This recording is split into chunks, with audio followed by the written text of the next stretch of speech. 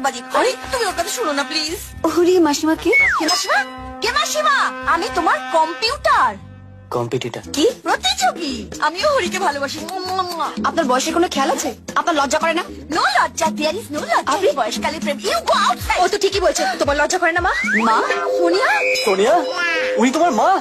High Hari. তুই কি করছিস সেখানে? এখানেও নাইলে তো জানতেই পারতাম না যে হরির বয়সে আপনার একটা মেয়ে আছে। তার চেয়ে আপনার মেয়ে যদি হরির সঙ্গে প্রেম করতো তাও না হয় বানাতো। এক্স্যাক্টলি, আমি তো তখন থেকে এই কথাটাই বলার চেষ্টা করছি। দেখেছেন, আপনার মেয়েও কিন্তু একই কথা বলছে। আপনি জান না, হ্যাঁ মা, তুমি বরং হরিকে আমার জন্য ছেড়ে বাবার কাছে ফিরে যাও।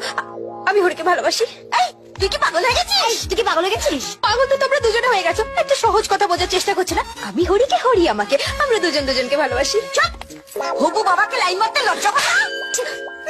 তোমার হবু জামাইকে লাইন মারতে লজ্জা করে না? আমায় মারলি কেন? মাকে ধরেই মারতে পারি। আমি মেরে দিচ্ছি। এই হারামজাদি, তুই আমাকে মারলি? হ্যাঁ? বাবু,